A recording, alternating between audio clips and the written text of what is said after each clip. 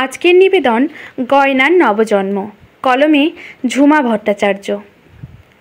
শাওন তাড়াতাড়ি কলেজের নোটসগুলো টুকে নিচ্ছিল রুম্পার খাতা থেকে। জ্বরের জন্য বেচারি দুদিন কলেজেই যেতে পারেনি। রুম্পা নিজেই ইকোনমিক্সের নোটসের খাতাখানা আজ বিকেলে মাকে দিয়ে গেছে। বলেছে কাল সকালে ওর খাতাখানা নিয়ে কলেজে যাবে। শাওন প্রাণপণে নোটস লিখেই যাচ্ছে। তারপর থেকে গায়ে এখনও বেশ জ্বর আছে তার। দুদিন ধরে শাওনের খুব জ্বর। একটা আচ্ছন্ন ভাবের মধ্যেই দুদিন কেটে গেছে তার। আজ জ্বর একটু কম, কিন্তু আজ সে বুঝতে পারছে বাড়িতে খুব দুঃখের কিছু একটা ঘটেছে। বোন তিতলি কেমন যেন একটা মুখ করে ঘুরে বেড়াচ্ছে। দুদিনের জ্বরের ঘরে শাওন তেমন কিছুই বোঝেনি। আজ শাওন একটু যেন আগের থেকে ভালো, তাই সে অনেক কিছুই টের পেয়ে যাচ্ছে। মায়ের মুখটা কেমন যেন কান্না কান্না আর লাল হয়ে আছে। খালি শাড়ির আঁচল দিয়ে চোখের জলই মুছে যাচ্ছে। সেটা যে তার জ্বরের জন্য নয় সেটা সে বুঝতে পারছে। বাবাকে একদিন দেখতে পেয়েছিল তার জ্বরের সময় মাথার কাছে বসে থাকতে। দেখেছিল গম্ভীর মুখে বাবা বসে আছে। আজ বাবা অনেক সকালে কোথায় বেরিয়েছে কে জানে। তিতলি ঘরে ঢুকে কি যেন একটা বলবো বলবো করছে।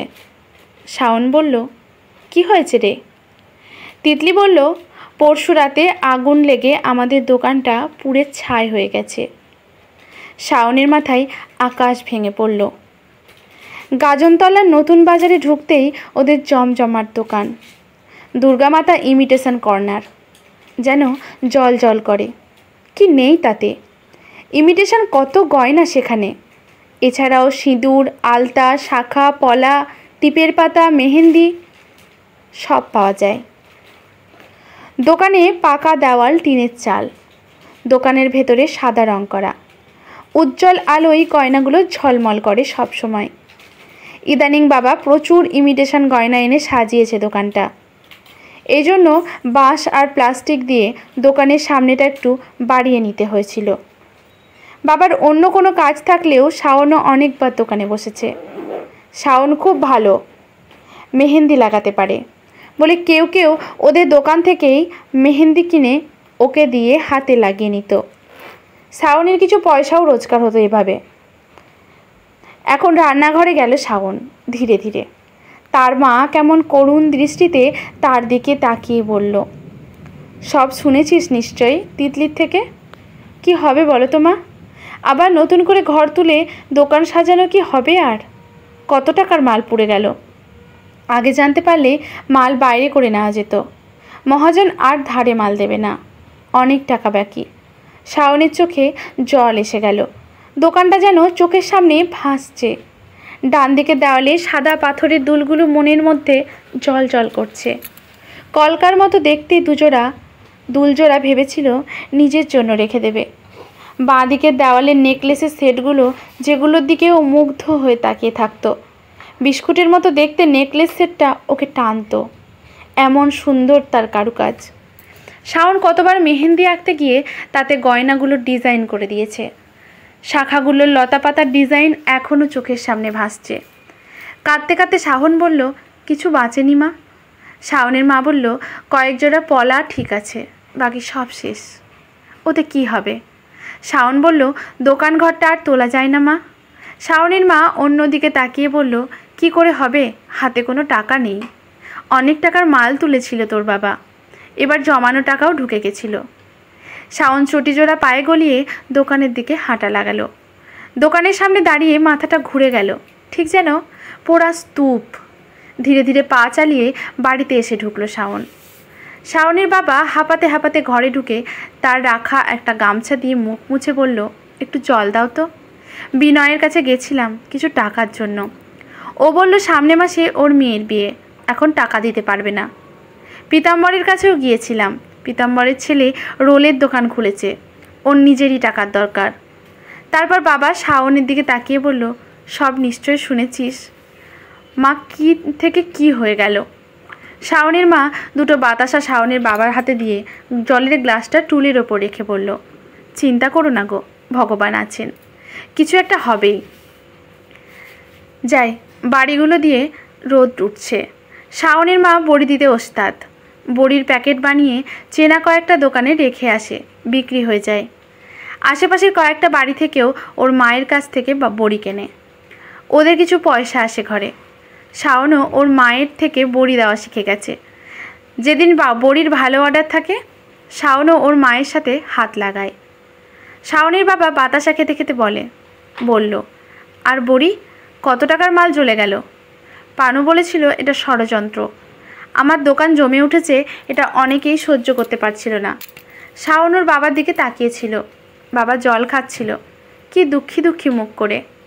শাওন বাবার দুঃখী মুখটা দেখতে দেখতে বলল, বাঁশ আর প্লাস্টিক দিয়ে একটা দোকান ঘর তোলা যায় না বাবা? শাওনের বাবা শ্যামাপদ জলের গ্লাসটা নামিয়ে রেখে বলল, সে টাকাও নেই মা, ধারও কেউ দেবে না এখন। সবাই জানে দোকান পুড়ে গিয়ে আমি কপদর্ক শূন্য, আর বেচবই বা কি? ওই তো কয়েক জোড়া পলা আর শাখা পড়ে আছে। শাওন কিছু ভাবছিল। শ্যামাপদ চিৎকার করে কেঁদে উঠল, চোখে মুখে গামছা চেপে ধরে। শাওনেরও খুব কান্না পাচ্ছিল তখন। তাও কান্না চেপে বলল, বাবা কেঁদো না, একটা উপায় হবেই। বরের কান্না শুনে শাওনের মা এসে সামনে দাঁড়ালো, হাতে ডাল বাটা মাখা। মনে হয় বড়ি দেওয়ার জন্য ডাল বাটা ফাটাচ্ছিল। শাওন উত্তেজিত হয়ে বলে উঠল, বাবা কেঁদো না, চুপ করো। আমার কাছে জমানো 700-800 টাকা আছে, তোমাকে দিচ্ছি। তুমি ওই টাকা দিয়ে একটা আমাদের ওই দোকানের জায়গায় একটা প্লাস্টিক দিয়ে ঘর তোলো, যেমন করেই হোক। শাওনের বাবা অবাক হয়ে বলল, তারপর? শাওন বলে, তারপর কি বলছি? মা তুমি একটু বেশি করে বিউলির ডাল ভিজিও আজ বড়ির জন্য। আমি গয়না বড়ি দেব। আমি তো মেহেন্দি লাগাতে জানি, ওরকমই কোনো কায়দায় মনে হয় গয়না বড়ি হয়। আর ডিজাইন সে তো আমার মনের মধ্যে। আমি কি করে গয়না বড়ি দিতে হয় ঠিক জেনে নেব মা। দোহাই তোমার, আজ রাতে বেশি করে ডাল ভিজিও। তুমি আমি তিতলি তিনজনে ডাল ফেটিয়ে নেব, না হলে একা করতে গেলে তোমার হাতে ব্যথা হবে। শাওনের বাবা অবাক মুখ করে বসে থাকে। শাওন তার অতি কষ্টে জমানো 700-800 টাকা বাবার হাতে তুলে দিয়ে বলে, বাবা তুমি এই দিয়ে আমাদের জায়গায় বাঁশ প্লাস্টিক দিয়ে একটা ঘর তোলো। ভোজুকে ডেকে নিও, 2খানা বাঁশ ছাদের কোনো কোণে রাখা আছে, ওগুলোও নিয়ে নিও। শাওনের বাবা টাকা দেখে আবার কেঁদে ফেলে, গামছা দিয়ে চোখ মুছতে মুছতে টাকাগুলোর দিকে তাকিয়ে থাকে। পরের দিন সকালে রোদ যখন বেশ নরম, তখন শাওন ছাদে ওঠে মা আর বোন তিতলিকে নিয়ে। 4টে থালা রাখে। তিতলি ওপরে কিছু পোস্ত দানা ছড়িয়ে দেয়। ওর মা বলে, পারবি তো? শাওন থালায় পোস্ত দানা ছড়াতে ছড়াতে বলে, খুব পারবো। খুব করে ফাটাও ডালটা, আমি একটা জিনিস আনতে ভুলে গেছি। দাঁড়াও। শাওন দৌড়ে নিচ থেকে একটা প্লাস্টিক আর কি যেন একটা নিয়ে এলো। শাওনের মা আর তিতলি অবাক হয়ে দেখল, প্লাস্টিকের মধ্যে ফুটো করে একটা সরু পাইপের মতো কি যেন গুঁজে দিল শাওন। তারপর প্লাস্টিকের মধ্যে ডাল বাটা দিয়ে থালায় থালায় বানাতে লাগলো একের পর এক বড়ি। কোনোটা তার পছন্দের কলকা দুলজোড়ার মতো, কোনোটা বা বিস্কুটের ডিজাইনওয়ালা নেকলেসের মতো, আবার কোনোটা পাতা পাতা ডিজাইনের শাখার মতো। মাথার মধ্যে কত ডিজাইন। সেদিন চুমকি যে হারটা কিনে নিয়ে গেল, ওর লকেটে কি সুন্দর টিয়া পাখি ছিল। ওই লকেটটা মনে করে করে শাওন বাড়ির ডিজাইনটা করে টিয়া পাখির লকেট বড়ি। ওই যে কাঁচের বাক্সে রাখা চক্রের মতো দেখতে কানের পাশা, ওই রকম আরও কত রকম বড়ি শাওন বানিয়েই যায়। কেমন যেন আচ্ছন্নের মতো শাওন বড়ি দিয়ে যাচ্ছে। শাওনের মা আর তিতলি মন্ত্রমুগ্ধের মতো দেখে বসে বসে। ডালবাটা ফুরিয়ে এসেছে, এখন অল্প ডালবাটা অবস্থিত আছে। তাই দিয়ে শাওন দিল কিছু ফুল বড়ি। সূর্যের তেজ বাড়ছে। শাওন বলল, মা বড়িগুলো কাপড় দিয়ে একটু ঢেকে রাখো এখন, নইলে চড়া তেজে ফেটে যেতে পারে। শাওনের বাবা প্লাস্টিক বাঁশ দিয়ে মোটামুটি একটা দোকান ঘর তুলে ফেলেছে। সেখানে বিক্রি হয় শাওনের তৈরি গয়না বড়ি।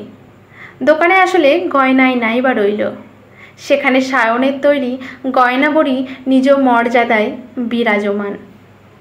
আজকের গল্পটি এখানেই সমাপ্ত। লেখকের প্রতি শ্রদ্ধা জানিয়ে লাইক, কমেন্ট, শেয়ার করে যাবেন, পাশে থাকবেন। ধন্যবাদ।